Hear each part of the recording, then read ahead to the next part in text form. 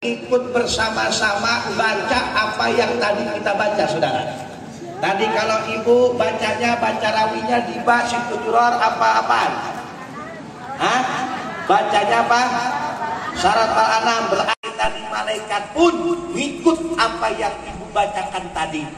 Setelah malaikat kita semua kelar baca rawinya, lalu para malaikat wa ammahumullah birahmatin wa ridwani, langsung malaikat itu mendoakan, ya Allah berikanlah kesejahteraan, berikanlah kenyamanan, berikanlah ampun kepada orang-orang yang hadir di tempat itu, yang semuanya baca, yang bacanya cuma kami doang karena kagak hafal.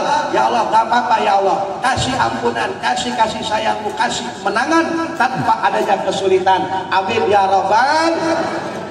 Enak apa kagak nih sih? Enak. Tiba kita datang doa untuk memperingati Maulid Nabi Muhammad, baca Maulid, didoain kita sama malaikat. Makanya kadang Bapak Ibu saya suka heran, banyak orang pelebah sono untuk memperingati Maulid Nabi, masih aja ada yang bilang gak ada dari sononya, masih aja dibilang itu gak boleh. Karena Nabi gak nyontohin, karena sahabat gak pernah bilang dibolehkan memperingati Maulid Nabi. Di dalam kitab kagak ada, Nabi gak pernah bersabda, apalagi di dalam Al-Quran. Heran saya Pak, dari tahun ke tahun masih aja ada yang orang bilang kayak begitu. Bener apa enggak? Di sini ada apa kagak? Gak ada ya? Banyak apa enggak Pak? Banyak, Masya Allah banyak katanya. Heran saya, kalau kayak begitu kudu ngaji dulu sama Kiai. Kiai Khalil, ngaji sama Kiai Khalil, ngaji sama Kiai Suwandi, biar dijejelin itu kita ada di suut, biar dijejelin tuh orang yang dia bilang agak ada dalam kitab juga nggak ketemu. Bukan nggak ketemu, ngaji nggak kurang lama. Kalau ditanya dalam Al-Quran ada apa nggak dalilnya, emang kagak bakal ketemu. Dari 1 sampai ke 30 mau 100 kali balik juga dicari nggak bakal ketemu. Joni susah. Saya mau tanya sama Ibu kalau beli bakul, kira-kira ibu beli bakulnya di hutan bambu apa di tukang bakul? Pastinya di tukang bakul. Walaupun itu ada hektaran hutan bambu, walaupun kita cuma beli 1 bakul, gak bakal ketemu. Karena kenapa? Bambu adalah bahan baku pembuatan bakul. Begitu juga di dalam Al-Quran, saudara. Di dalam Al-Quran ini, kalau kita cari tentang masalah Maulid, tentang masalah Isra dan Mi'raj, tentang masalah memperingati bulan tahun baru Hijriah Muharraman, nggak bakal nemu. Kenapa? Karena di Al-Quran dalam masalah ini masih berupa bahan.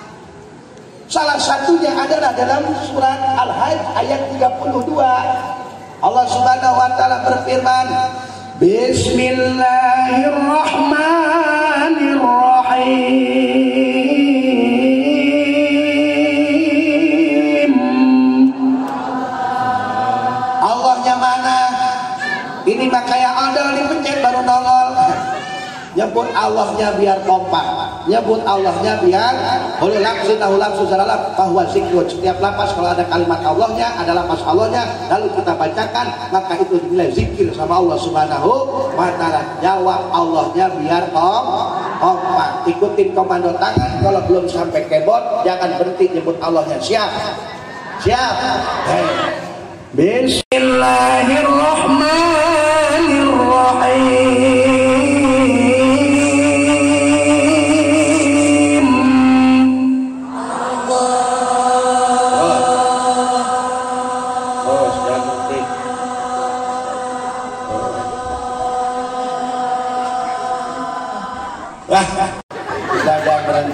Asma kamu gua Ustaz, asma gua kamu. Itu nyebut Allahnya biar kompak, biar enak ya. Asmanya. Wa may yu'azzim sa'irallahi fa innaha min taqwal qulub. Ini bahannya saudara. Pada kalimat barang siapa orang yang mensyiarkan, yang mengagungkan syiar agamaku, itu datang dari ketakwaan hati. Masih berupa bahan. Tadi itu sama kalau kita lihat bakul, kukusan, tempayan, bilik, bikinnya dari bambu. Kenapa bisa jadi bakul? Karena ada orang yang ahli di bidang bambu. Begitu juga dengan maulid dan Isra Mi'raj yang selalu dibilang nggak ada dalilnya, nggak ada dari sononya. Memang benar. Dari juz 1 sampai juz 30 Allah nggak pernah katakan barang siapa orang yang merayakan maulid Nabi, nggak ada. Tetapi masih dalam kalimat wa may yu'azzim sya'airallah. Kok bisa jadi maulid? Oh, berarti ada orang yang ahli di bidang Al-Quran. Siapa? Para alim ulama yang jago ilmu tafsirnya, yang jago ilmu hadisnya, yang jago ilmu alatnya, nahwu, shorof, mantik, balaghah, ma'ani, bayan, dan seterusnya. Sehingga jadilah berbentuklah maulid, saudara. Coba kalau saya boleh tanya sama bapak, sama ibu punten, bertahun-tahun kita mengadakan maulid, coba lihat apaan sih isi maulid itu, apaan acaranya? Ayo bu, jawab. Makan nasi kebuli, dia mah kebulinya baik yang diingetin. Ada kebuli asli, ada kebuli KW, awas. Kalau kebuli KW biasanya rasa-rasanya mah kambing dimakan ayam. KW itu namanya. Ayo coba lihat hadirin jamaah rahimakumullah, isi dalam maulid acaranya apaan sih saudara? Ya, yang pertama isi dari memperingati maulid, biasanya acaranya dimulai dengan pembacaan Yasin tahlil. Bener apa kagak? Baca Yasin tahlil bersama-sama pakai pengeras suara kedengeran kemana-mana. Syiar apa bukan? Syiar, saudara. Habis kelar baca Yasin tahlil, baca Yasin tahlil itu sambil nungguin jamaah yang dari kampung sana datang, dari kampung sini datang, dari majlis taklim sono datang, kumpul di satu tempat. Begitu kelar udah banyak jamaah semuanya, baru naik tuh ke acara yang kedua. Apaan? Memperingati maulid Nabi besar Muhammad sallallahu alaihi wasallam. Baca tarawih diba, ya, simtudurornya dibaca semuanya. Bacanya bareng-bareng bersama-sama. Apakah itu bukan dikatakan syiar Islam? Syiar apa bukan? Syiar, saudara. Salam. Diucapkan selamat datang kepada guru kita bersama Al-Mukarram wal Muhtaram Kiai Haji Lukman Hamid. Kami persilakan. Tala'al badru aina insaniyatir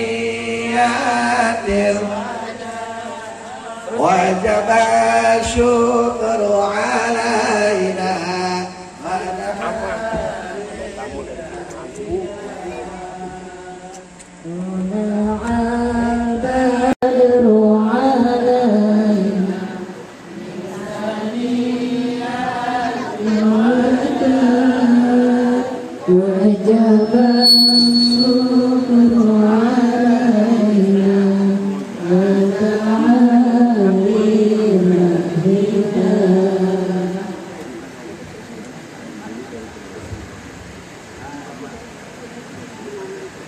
Lanjut, kita lanjut. Dari beliau istirahat sebentar ya.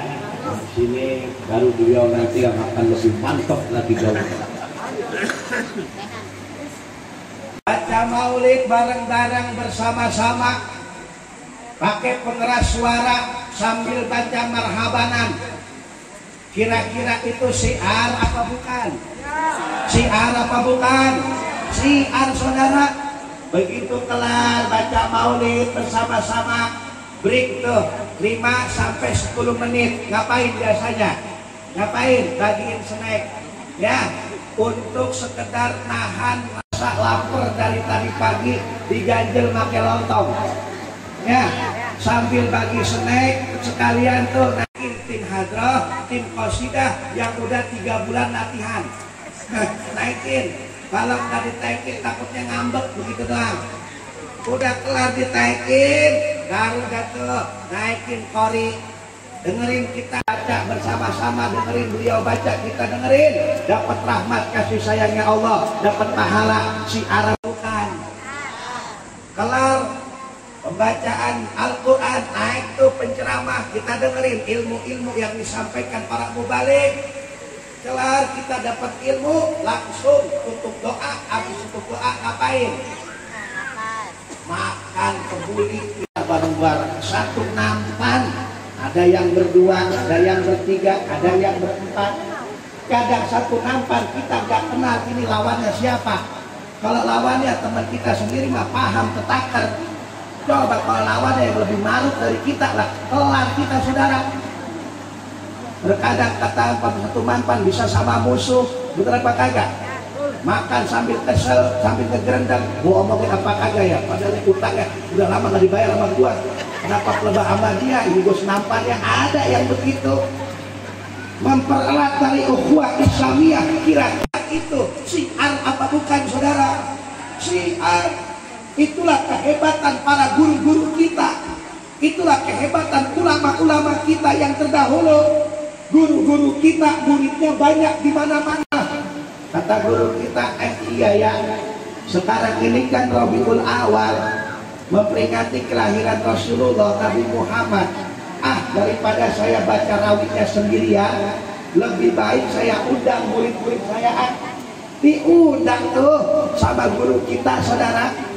Yang dari Majlis Talim sono diundang ke rumahnya, dari kampung sono diundang ke rumahnya. Akhirnya banyak, akhirnya baca tahlil yasinnya bareng-bareng, baca maulidnya bersama-sama, jadi syiar. Begitu.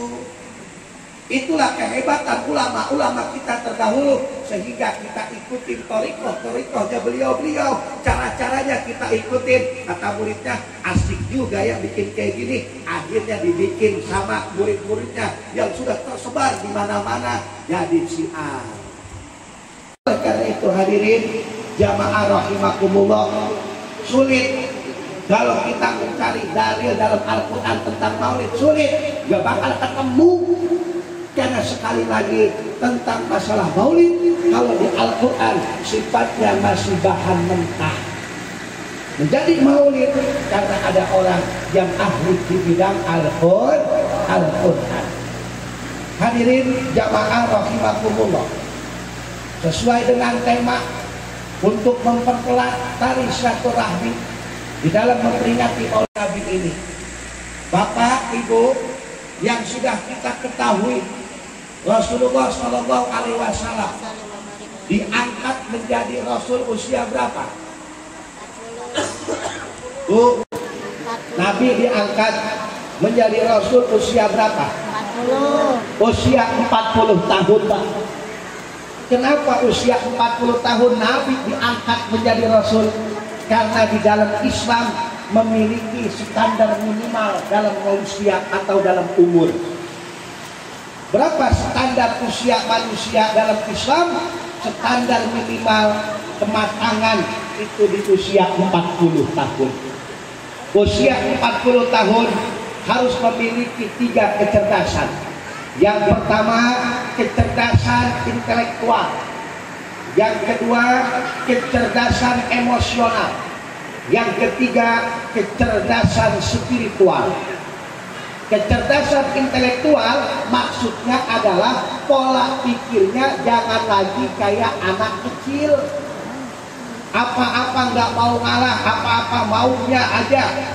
Kalau nggak diturutin, ngambek langsung guling-gulingan di Alfamaret. Jangan begitu lagi nih sih. Ya. Lalu yang kedua, usia 40 tahun harus sudah memiliki kematangan emosional. Artinya apa? Jangan cepat ambekan jadi orang. Usia 60 tahun masih baperan. Apa yang mau dibaperin? Nggak boleh apa-apa marah, nggak boleh apa-apa baperan, nggak boleh apa-apa mau menang sendiri.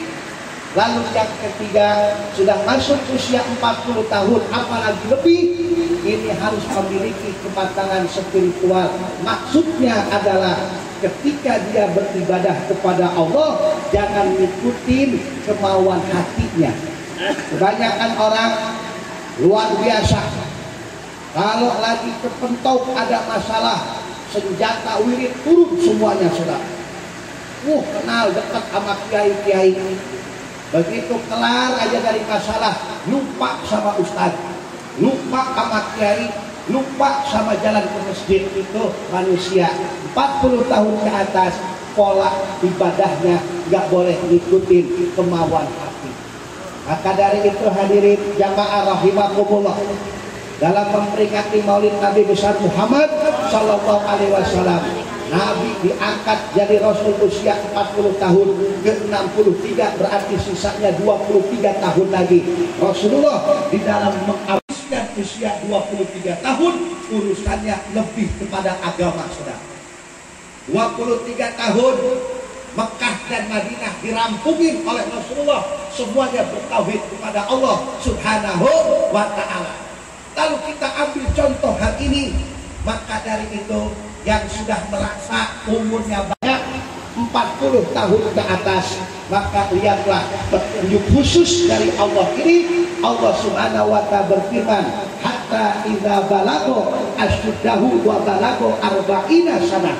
Kalau sudah masuk usia dewasa dan masuk usia 40 tahun, artinya lebih pun harus selalu ingat pesan Allah yang ini. Pertama, Rabbi auzi'ni an ashkura ni'matakal lati an'amta alayya wa ala walidayya. Harus minta sama Allah agar diri kita ini selalu dianugerahi rasa syukur yang besar, rasa syukur yang dalam, rasa syukur yang banyak. Hati-hati Bapak Ibu, jangan sampai usia udah lebih dari 40 masih aja diribetin sama selfie-selfiean. Begitu selfie bos, cekrek, begitu jadi buram, ngambek, minta ganti handphone. Begitu dicek, bukan handphonenya, tapi mata emak yang udah rabun, mak, udah kotok sebelah. Jangan salahin teknologinya, matanya saudara yang udah nggak awas. Maka dari itu perbanyak rasa syukur kepada Allah Subhanahu wa Ta'ala. Man lam yashkur ala na'ami walam yasbir alal bala'i falyakhus min tahti samai wa tutban suwaya. Barang siapa orang yang tidak pandai mensyukuri nikmat Allah, lalu dia tidak sabar atas ujian yang Allah berikan, falyakhus min tahti samai, maka keluarlah kau dari kolong langitku, kata Allah. Kalau kita diusir dari ceger, diusir dari ceger, Pak, bisa pindah ke Cijantung.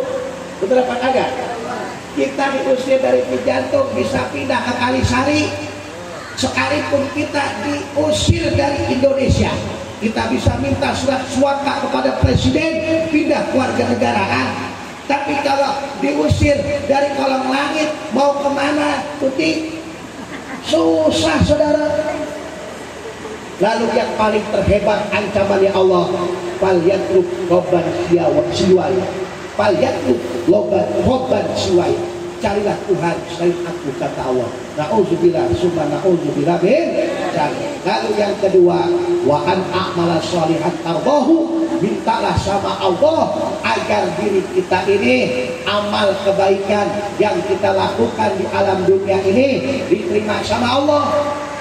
Kalau diterima sama Allah, artinya ini amal dibarter sama pahala. Karena seyogianya kebaikan kita yang kita lakukan di dunia ini akan dibarter berupa pahala. Amin ya robbal.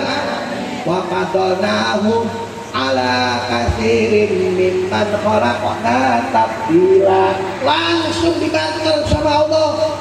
Karena pahala ini modal kita. Karena pahala ini adalah modal kita balik nanti ke alam kubur. Kalau pulang harusnya senang, benar apa tidak? Ibu pulang dari memperingati Maulid Nabi, senang apa kagak?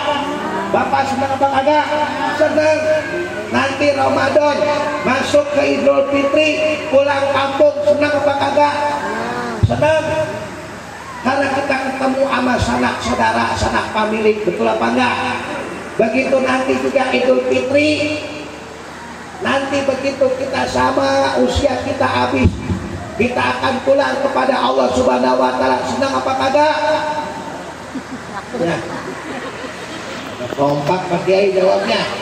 Senang apa kagak? Jawab senang, takut besok gua aduh. Repot urusan kalau besok. Dengan gua ngaling di sonda. Ya. Minta sama Allah agar kita semua kebaikan yang kita lakukan diterima sama Allah Subhanahu wa taala. Dan singkat. Lalu yang ketiga, wa aslih li fi dzurriyyati. Ayo sama-sama kita minta sama Allah agar diri kita ini dianugerahi kebaikan sama Allah dan dimudahkan berbuat kebaikan. Yang mana kebaikan itu manfaatnya akan ngalir nanti ke anak cucu kita masing-masing. Bapak, Ibu, kita dulu sering dengar kalimat begini. Kakek ngapain sih nanam pohon kelapa? Pohon kelapa kan numbuhnya lama. Belum tentu nanti begitu berbuah kakek masih ada di dunia. Apa jawab kakek kita? Gak apa-apa, kakek mah gak ngerasain manisnya air kelapa. Yang penting siapa? Anak cucu nanti yang ngerasain manisnya air kelapa. Ini artinya wa aslih fi dzurriyyati, agar Allah memberikan kebaikan kepada kita, yang kebaikan yang ini mengalir untuk anak-anak cucu kita nanti. Ini pesan di dalam pergaulan kehidupan. Bapak Ibu, hakikatnya sadar tidak sadar ketika kita berbuat kebaikan ada dua hal. Apa? Yang pertama, kita lagi nabung saldo rekening ukuran masing-masing, yakni kumpulin pahala. Lalu yang kedua, hakikatnya kita lagi nanam kebaikan, yang kebaikan itu nanti manfaatnya akan dirasakan setelah kedua orang tuanya meninggal. Makanya hati-hati Bapak Ibu, orang meninggal itu punya dua tipe. Yang pertama mustalihun, lalu yang kedua mustaroh minhu. Ayo ikutin saya. Orang yang meninggal ada dua tipe. Yang pertama mustarihun, yang kedua mustaroh minhu. Minhu. Kopi dulu Bang. Ustaz, kopi dulu Ustaz.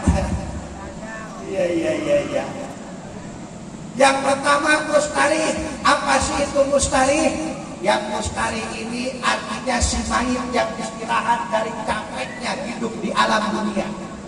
Begitu diumumin di masjid Golib, innalillahi wa inna ilaihi raji'un, telah pulang rahmatullah dengan tenang pulang. Orang yang mendengar di sekeliling langsung mendoain, ya Allah, orang baru meninggal. Innalillahi wa inna ilaihi raji'un. Itu Bapak kalau kita bilang innalillahi wa inna ilaihi raji'un, udah ngedoain apa belum? Udah ngedoain apa belum? Pak, jawab. Pak, masih hidup masih. Kita bilang ada yang meninggal, lalu kita ucap innalillahi wa inna ilaihi. Banyak temennya sono. Innalillahi wa inna ilaihi raji'un. Sesungguhnya kita ini dari Allah dan kita kembali kepada doanya di mana nih sih? Doanya di mana? Belum sampai habis. Iya, makanya terkadang kita kalau dengar orang meninggal spontan innalillahi wa inna ilaihi raji'un, ya Allah. Baru tadi makan lontong sayur bareng sama gua.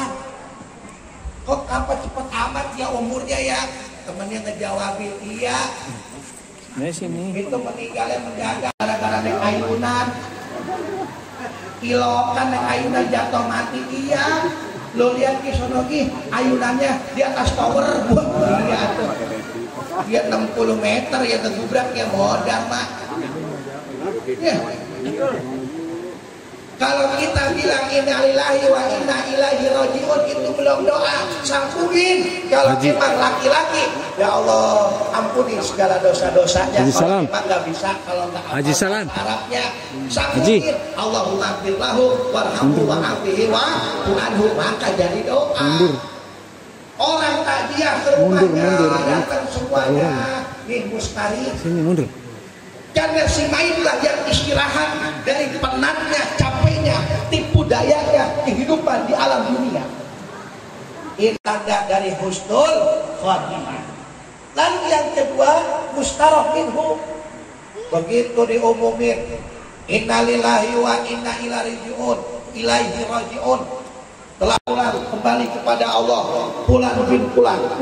Itu yang terdengar. Di foto itu, foto pakai foto ini. Emang gua Arab kematiannya. Pakai ngomong ya Allah, apa nggak dari kemarin dia mati ya Allah. Masya Allah Bapak, mustaraf minhu. Kenapa kayak begitu? Artinya bukan si mayit yang istirahat, tapi orang banyaklah yang istirahat dari kematian ya saudara. Kenapa? Karena lantaran sikap dan perbuatannya tidak mencerminkan orang yang baik. Kampung resah kalau ada dia. Sendal Kiai Lukman hilang 3 kali, nggak taunya dia yang membantah. Masya Allah. Ditanya sama temannya, emang apa sih romannya benci banget sama dia. Emang lo nggak tahu kalau kita lagi nongkrong bareng, rokok dia mah awet di dalam jaketnya, rokok kita ya habis dimintain mulu. Ada kayak gitu tuh. Hati-hati saudara. Lantaran gara-gara kita nanam keburukan, nanam kebaikan, itulah nanti yang akan dipetik sama anak-anak kita ketika kitanya meninggal dunia selaku orang tua. Ketika orang tuanya ahli sedekah, orang tuanya nggak bisa melihat tetangganya kesulitan, begitu meninggal dunia anak-anaknya almarhum dapat kesulitan, respon tetangga akan cepat untuk membantu itu. Tapi sebaliknya kalau ditanam keburukan, Masya Allah, orang pun terkadang males untuk membantuin anak-anak si almarhum tadi. Karena orangnya jutek, karena orangnya burungnya emberan, nggak boleh ngelihat orang seneng, nggak boleh ngelihat orang lebih sedikit. Kalau ngomong nyakitin hati, kalau jalan nggak nampak di tanah, memedihkan. Hadirin jamaah rahimakumullah. Maka yang ketiga, minta sama Allah agar diri kita ini dimudahkan di dalam berbuat kebaikan. Lalu yang keempat, ini tubtu ilaika wa inni minal muslimin. Perbanyaklah pertobatan, mohon ampun atas segala dosa yang pernah kita perbuat. Hati-hati saudara, qaliluhu hisabun katsiruhu hisabun, halaluhu hisabun haramuhu iqabun. Sedikit akan dihisab sama Allah, apalagi banyak. Ya, halal akan dihisab sama Allah, apalagi haram akan dihukum sama Allah. Hati-hati, jangan sampai perkara dunia yang sepele tapi ngerugiin kita nanti di akhirat. Nauzubillah min dzalik. Begitu pengen selangkah lagi, pengen masuk ke dalam surganya Allah Subhanahu wa taala, ada bakwan nongol, tahu bakwan? Bakwan nongol keluar. Kata Allah, bakwan ngapain kamu? Ngalingin hamba saya yang pengen masuk ke surga. 1 langkah. Ntar dulu ya Allah. Kenapa? Ini simpulan. Dulu waktu di dunia makan bakwannya 5, akunya 3 ya Allah. Hati-hati. Itu 2 nanti protes sama Allah tuh. Minta dihisab sama Allah.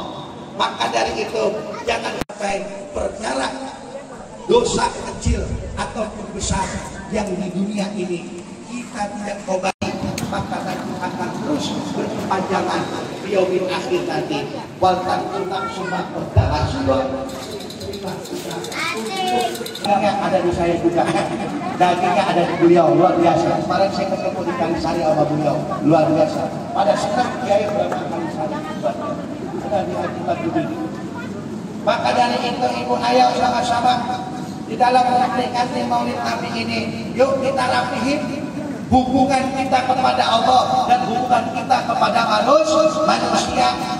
Jangan sampai kita ngaji benar, tetapi hatinya masih ada daging benar. ngaji mah ngaji, tapi kita mah pengennya dihormati orang melulu. Ngaji mah ngaji, tapi temperamentnya luar biasa. Jangan sampai ilmu yang kita miliki justru akan membawa kita kepada mudarat. Tetapi ilmu yang kita miliki harus bisa membimbing kita kepada jalan yang diridhoi Allah Subhanahu wa Ta'ala. Gurunya sama, kitabnya sama, rekannya sama, hari ngajinya sama, tapi terkadang masalah urusan manfaat keilmuan itu ada di Allah Subhanahu wa Ta'ala dan ada di dosa. Ada orang kalau punya ilmu mah enak banget. Orang punya ilmu susah sekali. Ayo, jangan pernah debat kata Imam Ghazali. Jangan pernah debat sama 3 orang. Apa? Yang satu orang lapar. Orang lapar datang ke rumah kita, jangan diomongin nasi makan yang kenyang. Ini mah diomongin yuk kalau kasih muda. Usaha apa? Datang kepenuhan. Lalu yang kedua, siapa? Orang kaya. Orang kaya jangan diajak debat. Kadang orang kaya rada-rada semangat juga lagunya. Banyak ngomong loh, buat timbang sini, ngomong sama duit gua. Tuh orang kaya lagunya. Kenapa ada kan? Orang kaya tuh. Yang ketiga orang berilmu, kayak Khalil, kayak Luqman, kayak Suwandi. Jangan diajak debat, dia bakal kalah. Kenapa? Ilmunya kebanyakan. Contoh nih, contoh. Suatu ketika Bapak Ibu ada kiai pesantrennya di bawah gunung, di pinggir sawah. Ini si guru punya santri, kata gurunya begini, baru santri. Ini kebetulan kita ada undangan ini, undangan pengawasan apa namanya malam makan. Ini kalau kita berangkat sekarang, nyampainya ini jam 9. Karena perjalanannya 1,5 jam. Tapi tanggung ini dikit lagi hak kami kajian. Kata si murid, Bapak Sarai, kaos kaji dulu, makannya nanti di sono, akhirnya kaji dulu. Begitu kelar ngaji, lupa. Saking enaknya, tahu-tahunya udah jam 9. Akhirnya kata terus udah. Terus gue pikir, udah lama, malam ini. Ayo kita jalan, akhirnya jalan Pak. Itu santri sama kiai sama ajengan jalan papai, jalan sawah tuh. Kiai dia paling dulu, murid dan baris jalan-jalan aja tuh saudara. Begitu sampai udah jam 11 lewat. Namanya orang alim, walaupun terlambat pasti ditungguin. Berapa kali? Benar. Tapi udah sepi orang udah nggak ada yang malaman. Akhirnya kata tuan rumah yang ngerti, udah nggak usah ngapa-ngapain, sekarang waktunya makan. Akhirnya sama santri makan. Emang kebetulan bawa perut lapar. Habis ngaji udah kemalaman jalan jauh, bawa orang perut lapar. Itu santri makan sama kiainya, masya Allah, bentuk piring. Kebetulan begitu diambil dimakan, dibuncis, ini apa namanya kentang goreng udah berasam saudara. Udah pada benyek, habis dimasak udah dari pagi, dimakan sama santri, malam tengah malam. Akhirnya makan, udah pada benar ngobrol, rokok sebatang, 2 latang sebabut, cabut mereka. Begitu udah pulang lewat jalan yang tadi, karena emang yang dimakan tadi bisa buncis asam, udah setengah basi. Akhirnya ini santri, saudara, apa? Mules. Pengen buang ceritanya, pengen ngomong ke Kiai Akut, akhirnya rame di belakang Kiainya kedenger. Kata Kiai, kayak tahun baru dah, begitu ngapa sih pada rame banget? Ini Kiai punten maaf, tadi habis makan itu buncis asem, buncisnya basi, perut ini ada kotak, akhirnya ini mules pengen boker kan begitu. Akan Kiai apa? Kita ngomong-ngomong kalau dikasih ngomong sama bikin boker. Akan Kiai sama santri sama makanya itu. Udah kata Kiai udah kalau gitu nanti ada lo jembatan lo di depan lo. Akhirnya Kiai sama murid ibu boker berjamaah. Boker berjamaah saudara. Boker berjamaah ya Allah. Itu ada nadanya plangklung. Udah kayak hadro. Cuma namanya santri kadang ada aja tuh yang iseng mulutnya. Udah dapat snack? Udah, Om. Tim ini. Kiai kalau itu apa? Wah, Pak Kodam. Kodam. Gak pernah kalah sampai ke rumah saudara. Mau ditepuk kayak gimana juga ada jalurnya. Beliau bang. Bener apa kagak? Orang punya ilmu mah enak saudara. Orang punya ilmu biasanya orang yang tenang, adem, santai, gak rasa kusut. Itu orang punya ilmu. Beda sama orang gak punya ilmu. Orang gak punya ilmu mah biasanya merasa benar padahal coba tadi baca marhaban. Begitu mah rupiah. Orang kalau punya ilmu enak bacanya. Marhaban ya Nuran. Marhaban, marhaban, marhaban jalal usaini. Marhaban, marhaban. Enak tak kalau pakai ilmunya? Enak. Cuman ada orang baca marhabannya nggak pakai ilmu, rasa benar padahal salah. Marhaban ya Nurul Aini. Marhaban, marhaban, marhaban Hajatul Musa. Kok salah pokoknya ini? Maaf udah soalnya di aja udah waktu gua. Tuh orang kalau nggak punya ilmu mah begitu. Emang marhaban artinya apa marhaban? Ngasih makan, main, gitu apa kagak? Dulu kita waktu di Kobong, di pesantren, sama ajukan mama, di tetah, marabin ayam, marabin embeng, marabin bebek. Itu sama santri, disegatin, dilagomin, dinyanyiin. Apa kata santri? Marhaban kambing tujuh, marhaban ayam kuhut, marhaban bebek aku tutut, marhaban babaku kan. Awas. Orang kalau nggak punya ilmu rasa benar padahal salah. Maka dari itu hadirin jamaah rahimakumullah. Ayo, mari sama-sama kita hidupkan kembali majlis-majlis ilmu. Jangan pernah capek untuk hadir di majlis taklim. Karena kenapa? Tadi itu usia kita sudah tidak muda lagi. Maka habiskanlah usia kita ini sesuai dengan petunjuk Allah yang pernah dicontohkan oleh Rasulullah Shallallahu Alaihi Wasallam untuk agama. Artinya lebih mendekatkan diri kita kepada Allah Subhanahu Wa Taala. Hadirin jamaah rahimakumullah, mungkin ini saja yang saya kibulun. Walaupun lima jarah harisan. Assalamualaikum warahmatullahi wabarakatuh.